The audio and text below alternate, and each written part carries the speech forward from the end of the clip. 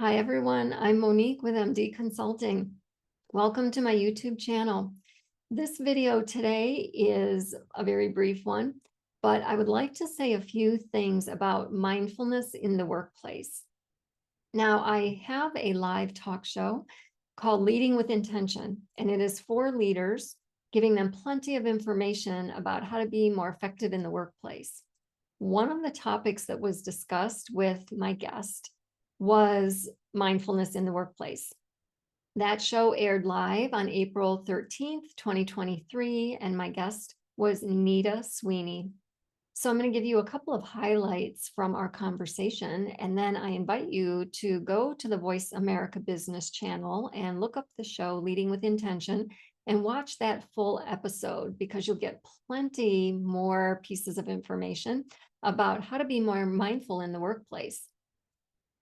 Some of the things we talked about were the benefits of mindfulness, reducing stress, helping leaders respond instead of react when things happen in the workplace like conflict, helping leaders pause and think before they act, and really slowing down and staying more grounded, being more level-headed.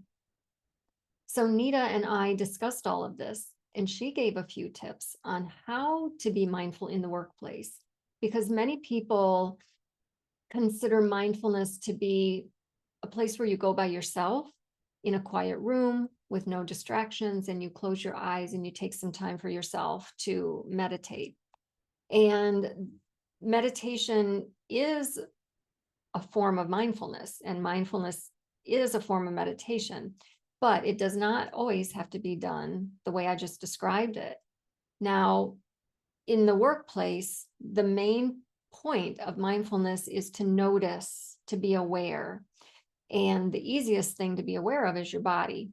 So Nita suggested that you be aware of, for example, that your feet are touching the floor or that your hands are touching the desk. And when you're aware of this, it brings you right into the present moment instead of worrying about what that person's going to say in 10 minutes or how you're going to handle that conflict, or are you going to be successful giving that feedback. Being mindful and being present and noticing parts of your body really help bring you back to center, bring you back to the present, where you can just focus on the present and not worry and not have that kind of anxiety. Now, because this is hard to do and hard to remember to do, that's why it's called a practice, practicing mindfulness. And that's why people do start it in a quiet room by themselves with no distractions. Nita suggested that if you're new at this, that it is a good way to start off before you implement it into the workplace, because the workplace is a more of a higher risk situation than at home in a quiet room. So really, if you haven't done this yet and you want to start practicing it, the best place to start is at home by yourself in a quiet room, so that you can get used to the process of it, feeling your body, feeling your different parts of your body, being in the moment, and practicing it like that in a low risk environment, and then transferring those skills to a higher risk environment, which would be in the workplace or other places where there might be a lot of stress. So Nita gave out a lot of resources, and there are a lot of mindfulness resources out there on the internet, books and all kinds of articles if you want to start practicing this. But mindfulness is one way to help reduce your anxiety level and help reduce the overall toxicity in the workplace, because if multiple people were practicing mindfulness in the workplace, there would be a lot less stress and anxiety and conflict.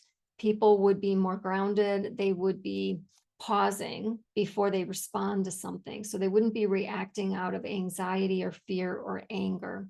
So I really encourage you to go back and listen to that episode. And if anything, just look up some mindfulness resources and try it. See if you can practice it at home. As always, I invite you to go to my website, mdconsultingglobal.com, and subscribe to my blog, where you will get more of this kind of information every month. You can also connect with me on social media, which is on my website, and that way you'll get my content every day. We actually post twice a day now, and you'll be kept informed about my show and who is going to be on the show from week to week. And that way you'll be able to get more good content from the show. So I hope this was helpful to you. Have a great day.